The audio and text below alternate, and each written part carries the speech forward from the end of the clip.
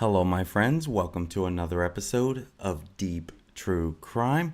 I'm Manny Rodriguez. In today's episode, I want to cover a story that I did in the past. The case of Suzanne Morphew, Colorado missing mom of two. Husband was arrested and later charges were dropped, but with I think it's what's it called without prejudice, meaning they can charge again at a later time when they have more proof and a better solid case. And so I covered this case. I shared basically the whole affidavit as to what they had on Barry Morphew. But here's the thing. During that time, I shared multiple times, like, I can see some little things that, hey, Barry looks like he might not be so innocent. But then there was a lot of other things was like, man, they don't really have enough that it looks like they have a solid case on him. And so that affidavit really showed a lot of holes that maybe they don't have an airtight case. Like literally, as I'm reading this, I'm like, how they're going to need more. They're going to need more, you know. They did need more. Well, now it's been May 2020, Mother's Day, May of 2020. That's the last time anyone's heard or seen at all of Suzanne. That's when she went missing. No one has seen her since. And there's something about this interview that the family does that really has me troubled. The reasoning behind her life. He claims that she made bad choices because she was on chemotherapy and drugs. That's what he's saying. He's saying that she made some pretty bad choices because of what she was going through, her sickness, being on the drugs of what she needed for the sickness, and then doing the other drugs. I don't even know. I think marijuana, maybe? I don't even know. But so now the family finally speaks.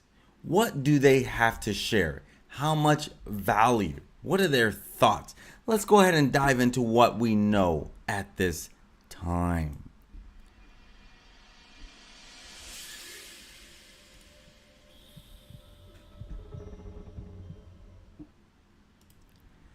Missing mom Suzanne Morphew's daughters and her husband Barry, they finally have shared something. They finally spoke out.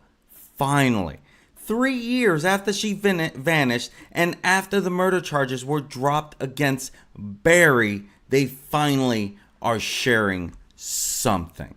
Now, Barry Morphew, he was charged with her murder in May of 2021 with Suzanne's murder, who vanished while on a bike ride in Salida, Colorado on Mother's Day of 2020.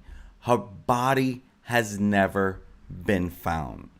Last year in 2022, prosecutors dropped all the charges that were filed against Barry Morphew after a judge sanctioned the district attorney's office for discovery violations, the way they were handling the case, the timeliness of giving information to the defense. Nothing was running smooth, and basically the judge, he said, we're done with this. Either you come back with some better stuff or we're done with this. So now Barry and his daughters, they've finally spoken out about all that has transpired. And even Barry explained how Suzanne had made bad decisions because she was struggling with drugs and chemotherapy while battling Hodgkin's lymphoma. And so that was his reasoning as to some of the things that had went on. And so the three of them appeared on Good Morning America. And he shared on Good Morning America, it's very hurtful to lose your reputation and your integrity. That's what he is referring to in reference to basically that the law enforcement arresting him, making everyone believe that he's guilty of this. it was one of those things where it was like, hey, you're guilty even though it hasn't been proven in a court of law. The whole media. I will be honest, I have my doubts. But I also will say there's not enough to actually convict him. And probably a lot of my doubts is we've seen these stories too many times. But at the same time, hey, they dropped the charges. He is not considered the main suspect in this anymore, I guess, right?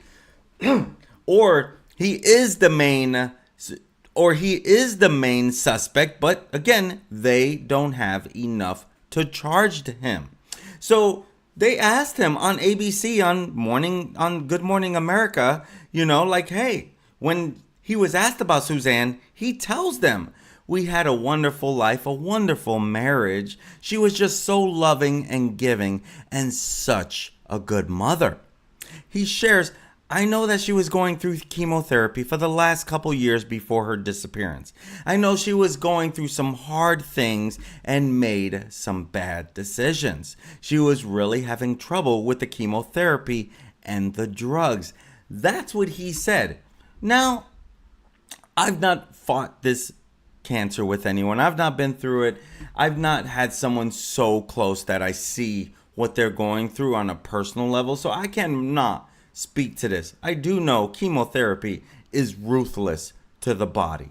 I have a friend who is going through it. I don't see the ordeal right after the pain of chemotherapy, but I see it a day later or 2 days later when I see him at a meeting while he's trying to live his life as he's fighting this cancer. And so I see the pain and stuff, but I don't see him making bad decisions. So I don't really know what does that actually mean when he says that she was making these bad decisions and she was having trouble with chemotherapy and the drugs. Now, Barry said that his heart was broken when he found out about his wife having an affair because they did ask him on Good Morning America, like, hey, what was that like for you when you found out and he was even kind of crying. Like he said, my heart was broken. I didn't believe it.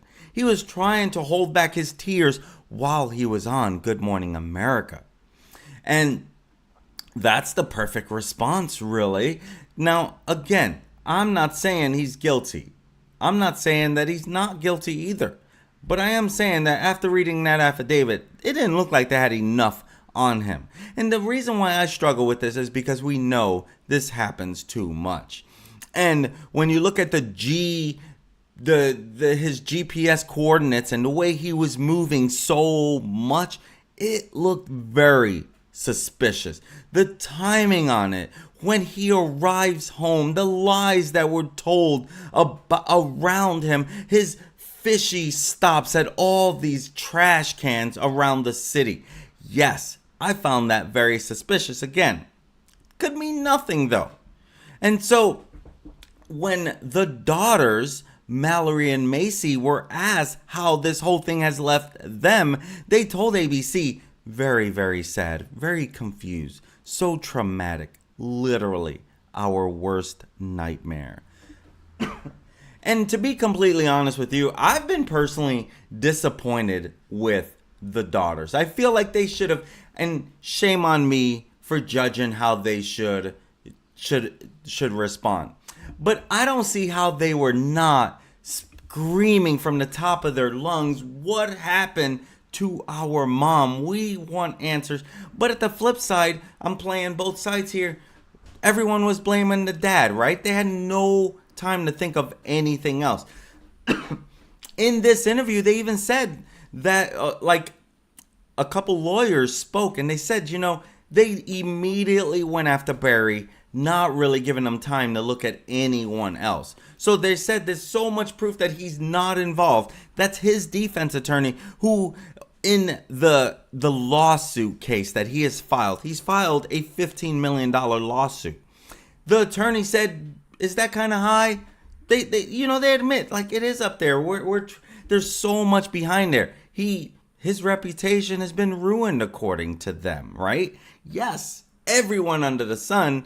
Again, you know how missing mom, you don't look right, we're blaming you. I don't agree with it. That happens so much. And the flip side of it is we don't really know. We don't really know. But it doesn't really mean he did anything. And so defending himself, when he was asked, like, did you have anything to do with the disappearance? He says, absolutely not. It's very hurtful to lose your reputation and your integrity. That's what he is sharing. Now, the daughters, they have been standing by their dad since the beginning. They have literally been standing by their dad through this whole thing. They went to court with him. They were there. They were celebrating when he was free, when the charges were dropped. They have been there for him the whole time. And so they believe that he's completely innocent.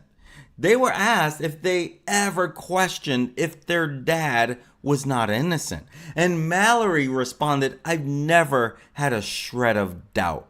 And Macy added, not one. And so they've never questioned it at all. They truly believe he is innocent of this whole thing. And so now Barry, he went after the prosecutors. He shared that they're wrong. They've got tunnel vision.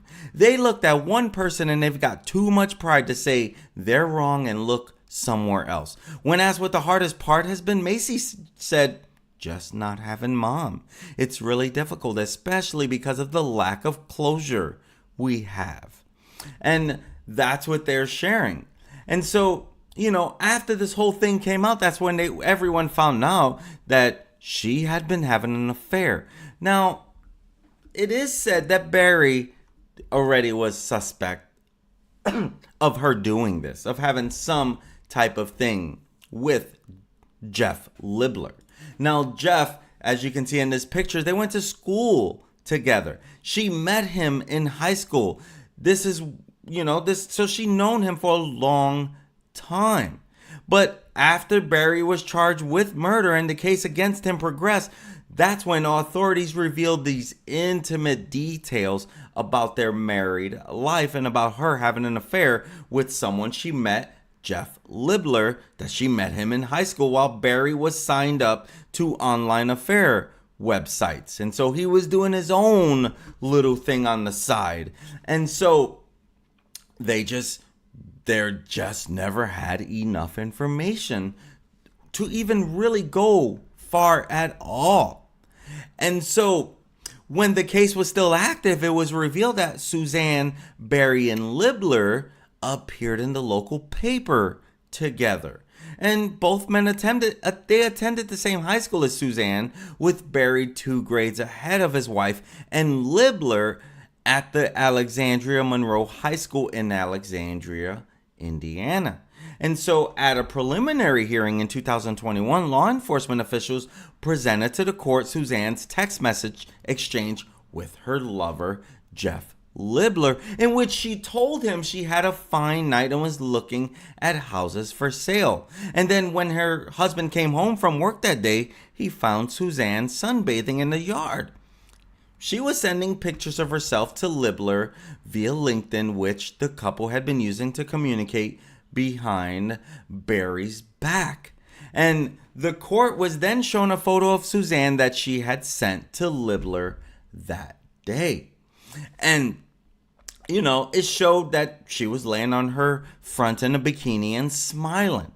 Barry would later tell investigators his wife looked drunk in that photo, which officials said was Suzanne's last proof of life. That's literally that's what they had. They really did not have much on him. And so, the following day, Libler wished Suzanne happy Mother's Day and said he knew it would be a hard day for her because she missed her mother. Suzanne never replies to that text message. And she always replied to his messages. Whenever she had a chance, she would. To this day, that text has never been replied to. And so his last known text to Suzanne was sent on May 11, 2020, in which he offered her well wishes for her cancer treatment. That message also went unanswered. Now, Suzanne, she had been fighting 2 different battles with Hodgkin's lymphoma for decades apart. And so she beat it the first time. Barry said she was going to beat it again. He truly believed she was going to beat it again. And so that's when they're like, okay, we're finding these text messages. We're finding the communication between Jeff. We're finding communication between Barry.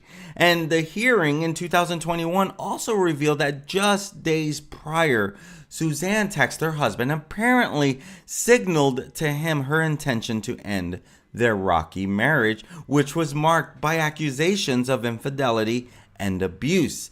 Suzanne wrote to Barry on May 6, "I'm done. I could care less what you're up to and have been for years. We just need to figure this out civilly." Now, remind you, she was hot and heavy with Jeff Libler. There were no signs that she planned on leaving for Jeff or Jeff leaving for her. We don't really know all of that. There was a lot of steamy texts between Jeff and Suzanne. Hey, no one should be having affairs in their marriage. At the same time, if a person has an affair, doesn't mean they should lose their life. Doesn't mean they caused it. No, because people should not go around, taking other people's lives. I don't care what the reasoning is. You should not lose your life because you made poor choices in your life. That's my thought process. I am a firm believer you should not be having affairs in any marriage. But at the same time, a person should not lose their life for it. So all of this speculation, that's all that it really is, right? Because there's some truth. Affair, there is truth. That's not speculation. But Barry doing something because he is scorned, that could very well be true. He was having his own issues going on. And so she wanted a divorce. We're finding that out. She was ready. She was done with this man. She wanted to move on with her life.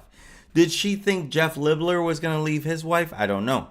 We don't know if Jeff is still married today. We do know the wife knows because this was national news, right? He's not keeping this in the dark anymore. It was one of the reasons why he didn't want to come out and talk about it, because he's like, then my wife is going to find out, but I'm worried about her. Because he reaches out, right? He's like, I don't know what happened to Suzanne. She's not returning any of my stuff. And so I think they reach out to him before anything, but that was the fear, like, oh my God, my whole life is going to come unraveling around me. I'm going to say this again. I don't care what she was doing in her personal life.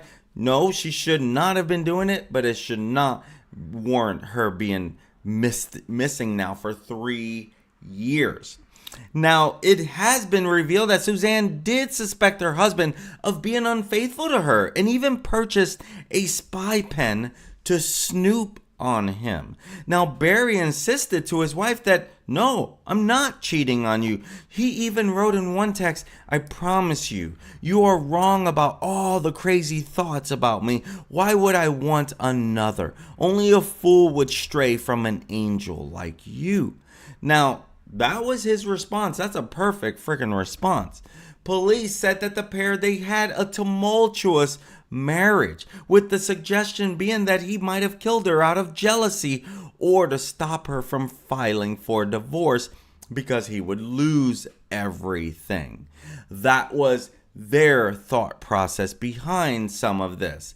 Now we find out that, Barry, he files this $15 million federal civil rights lawsuit against more than 20 prosecutors and law enforcement officials for what he considers irreparably tarnishing his name and reputation with a conspiracy to violate his state and federal constitutional rights.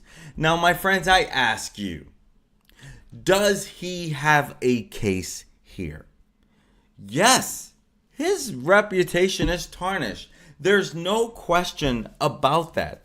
It is definitely tarnished. But we see this happen all the time, right? Truth is, you're the closest thing. We have reason to believe you did something. They believe that she's deceased. She is she is deceased. They do consider her deceased, but they have officially marked this up to a cold case because she's been missing this long and no signs that she left the country, no signs that she used a credit card, no signs of life anywhere. And generally, you gotta live, right? You're going to use some way to buy some food. Now, it's not easy to disappear off the face of this earth. It has happened. Sometimes people get caught 30, 40, 50 years later. It has happened. But now he has filed a $15 million suit claiming that he was wrongfully charged. Does he have a case here? I personally think he does, but the flip side is that they believe that they had something. If they do have something, and maybe they have something that he doesn't even know about yet, this lawsuit will probably bring it out sooner. Because they're not going to let it go that far. If they're going to say, look, we have reason to believe he is guilty. We have not brought this to the public yet, or we have not brought this to him or to the case yet because yada, yada, yada, right? But Morphew, he did file this suit against 20 prosecutors and law enforcement officials for tarnishing his name. And so, this 185 page complaint, 185 pages. That's a huge book. And so this is in reference to him being wrongfully arrested. And saying that they fabricated evidence, concealed exculpatory evidence, and conducted a reckless investigation. Which kind of even says this is what the judge was saying and why he dismissed this, which also tells me there might be some validity behind this. The flip side also tells me that this is not going to go anywhere anytime soon because they can still file a murder charge against him. So I truly believe this is not being settled. This is not going anywhere anytime soon. My guess is this will be put out for so long. But they're saying that all this recklessness behind this investigation led to him being wrongfully prosecuted, especially in the court of public opinion. We know the public can be ruthless themselves. I know that for a fact. I see how fast someone can call you guilty before you're even charged. Honestly, to me, it is heartbreaking in a lot of ways. And the flip side is I'm probably guilty sometimes because I struggle to believe that Barry's innocent in this. But at the same time, I can't say he's guilty because there's also not enough proof for me to give an honest opinion about me feeling like, man, this guy's guilty.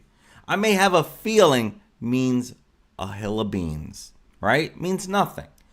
But at the end of the day, generally we know who's the first person that is the guilty party and involved when a wife goes missing. It's generally the first person they look at, the husband. So that's why this even came about. But the flip side is it doesn't mean that he's guilty, right? And so it's still going on. But the lawsuit says as a result of the defendant's conduct, Barry was charged, arrested, and prosecuted, and his property seized for a crime he did not commit. And so that's what the lawsuit is really about for the most part. But, he spent 5 months in jail. That's not fun either, right? If you are completely innocent, you're going to want someone to pay for this. Someone to pay. And I will side with him. If he really knows, right? He can put up all the lawsuits he can think of. Only he truly knows if he's innocent or guilty. And God. those are the only ones that really know. We don't know. The judge doesn't know. Suzanne cannot speak. Suzanne, I do not think is alive. I do not think that. She cannot speak. That's why I do this video. I'm trying to be a voice for Suzanne. She's a victim of something. Does Barry know? I do believe Barry knows. But that's it. He knows something. I don't know what. Only he knows. But this lawsuit claims that his name and reputation irreparably tarnished in Colorado and all around the country. Yes, this is a national driven news story. And so everyone wants to know what happened to the missing mom of two, Suzanne Morphew. Well, now we know that they're now going after the prosecutors and law enforcement for this. And so 185-page complaint. Wow. That is huge. And, now we find out, will we ever know what will come about this? We don't really know. Suzanne was only 49 years old. Rest in peace, Suzanne Morphew, when she vanished, sparking a huge search and rescue. And we are literally trying to find more in this. At the time, Barry, he issued a series of tearful pleas for her return, but soon became embroiled in the police investigation. The way he pulled up in the truck, when they found her bike out in the road, all of it looked a little suspicious that something went wrong. But was it her really riding her bike? Remember, she allegedly went missing while riding her bike. Now, he said he was on a landscaping job in Broomfield, Colorado when his wife vanished. But we later find out that co-workers, they were suspicious of his movements and said he had left his Holiday Inn hotel room stinking of bleach. Now, let's be friggin' real. That right there, that is a damaging piece of evidence if you ask me. Why would his room smell like bleach? Why would multiple people say his room smelled like bleach? Well, there was one takeaway from that was his room was over the swimming pool.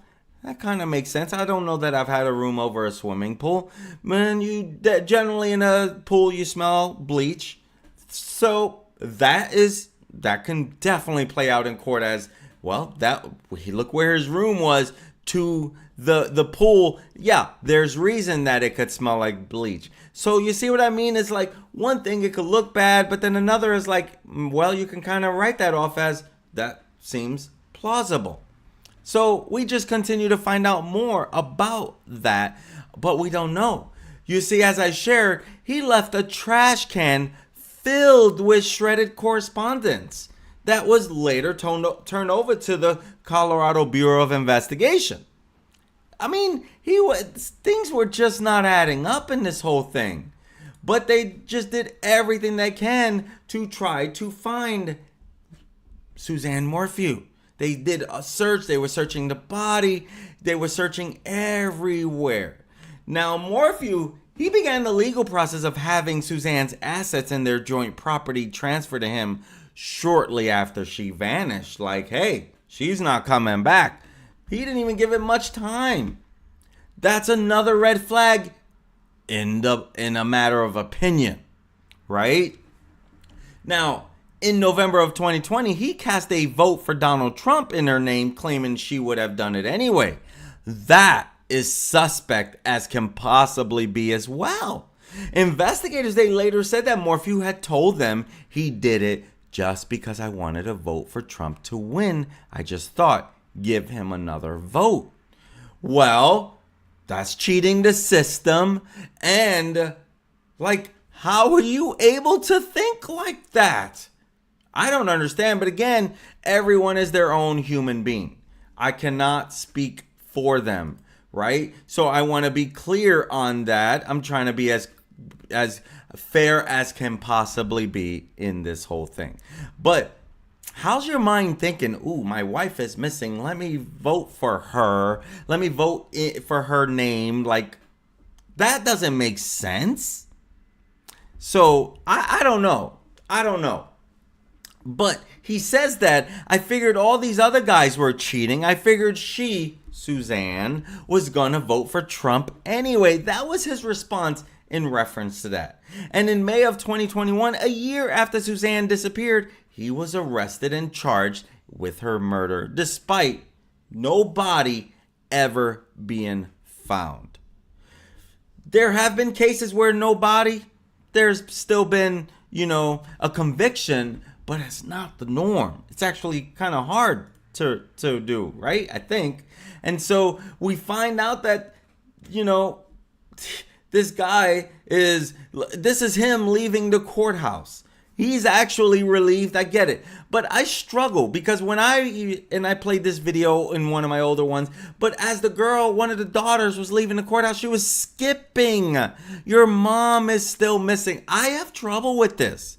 And I'm trying to do this in a way that is as non-judgmental as I can possibly be in this, because I don't want to judge someone's behavior, but some of these things are freaking odd as can be. And this is one of the most, when I dove into true crime, this was one of the first missing cases that I did series on, where I was doing video after video. So this case is pretty close to my heart because I am blown away on how this has happened. So I'm like, for me, justice for Suzanne all the time. I want to know what happened to this poor missing mom of two, because even if she wasn't making the right decisions, there's no way that she voluntarily caused herself to disappear. I'm struggling with that. And so for me, I want to know what happened to the missing mom of two.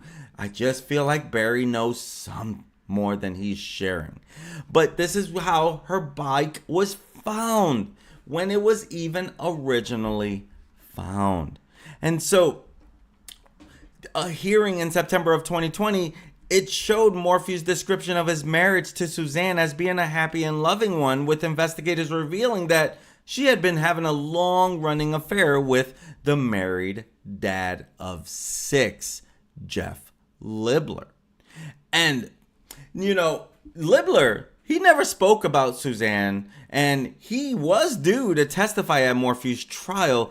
He was one of the witnesses, and he received Suzanne's final selfie, which is at the beach, and she's laying on the front, and she was in the garden of her $1.3 million home.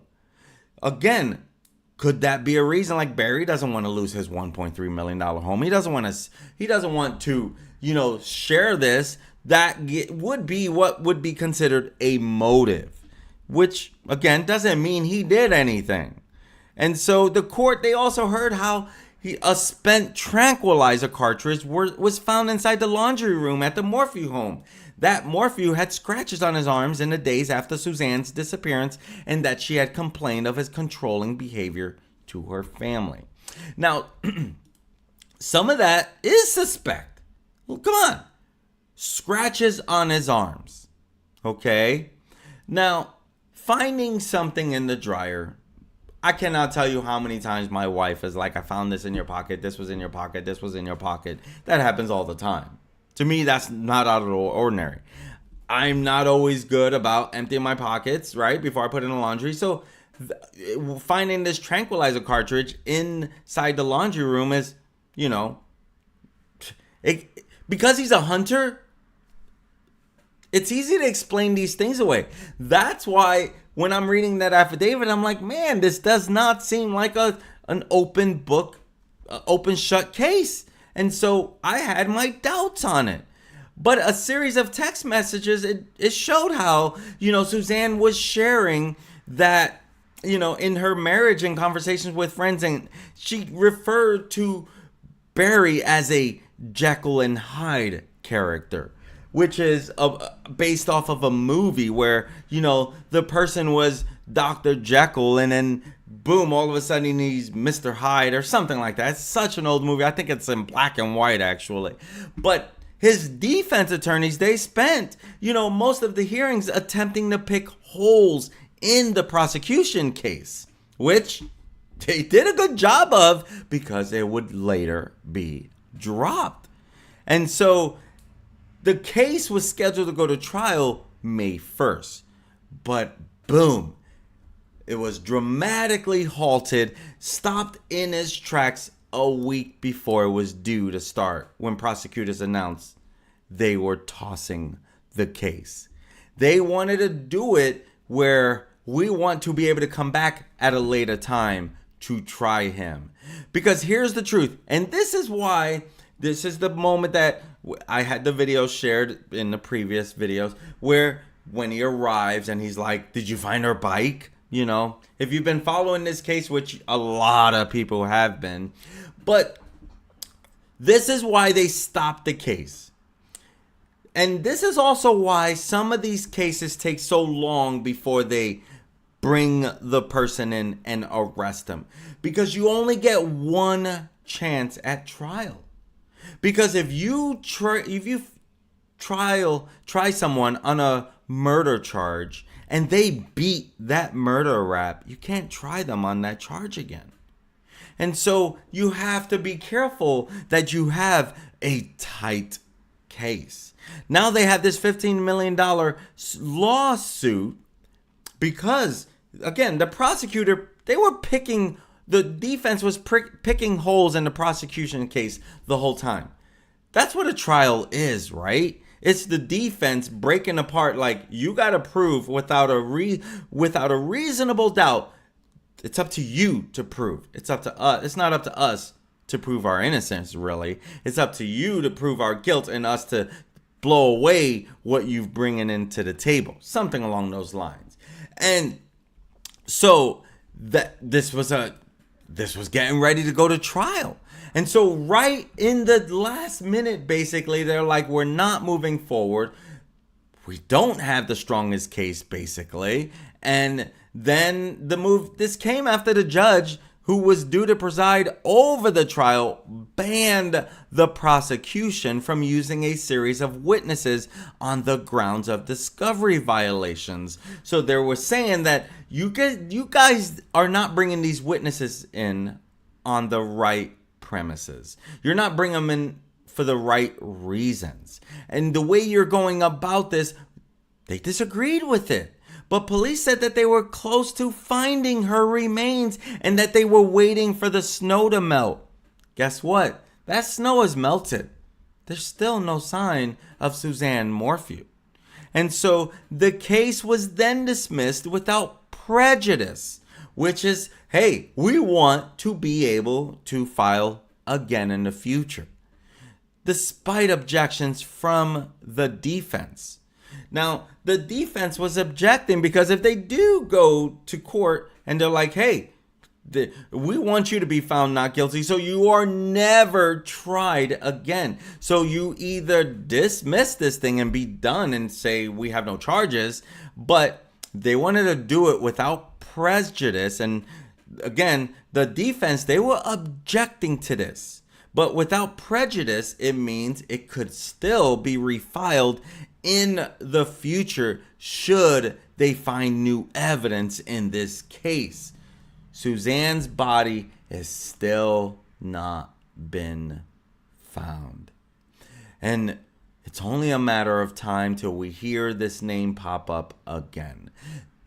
But one of my biggest fears is that this does go cold and boom, we never hear about it again. And every so often on Mother's Day or around her birthday or the anniversary of her missing, it will pop up.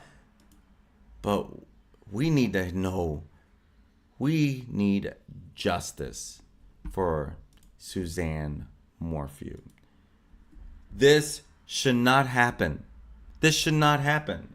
And thank you for everyone who's joining me live. You know, some of these, you guys are sharing some great comments, some great questions, you know, and truth is that's what we want.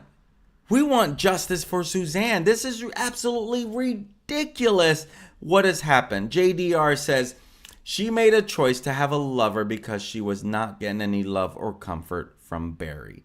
Barry only loves Barry. JDR, I think you said it perfectly right there. Perfectly.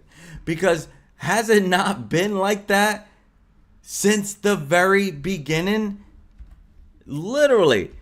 What happened when shortly after she passes away? He files to get everything in his name so that he can move on and get all her assets transferred. It didn't take long because that's what makes me feel like Barry knows more. Why would you do that so fast? But, here's also the truth. Here's also the truth, right? When you think about it, if you are the only one that knows what's going on, then you are the only one that knows what's going on. So in his case, even if he has nothing to do with it, he could very well still say like, hey, I'm trying to get my stuff so I can move on with my life.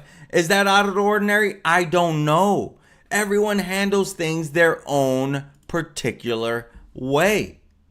Now, JoJo says Barry's daughters know exactly what happened to Suzanne, and justice will come to all those involved. You can move out of Colorado, but you can't. I don't know what the rest says. But that is a very good point. And here is the absolute truth on that. We don't really know. We don't really know all of that. Why? Yes, he is being hounded by everyone. He had to move out of Colorado. But no one's forgetting that you're the only one that knows what's going on. And I'm trying to do this without judging or trying to say he's guilty, because he's not found guilty in a court of law. So it's hard for me to say that he's guilty. Is that not a fair statement? Right? So it's really hard to say otherwise. Literally. But when you think about it, as JDR says, he must know he will be on the witness stand and will have to ask prosecutors, or did you mean answer prosecutors' questions? Maybe you meant ask. But that is true on its own right there. If he gets on the witness stand. Because a lot of times they don't get on the witness stand themselves. They run away.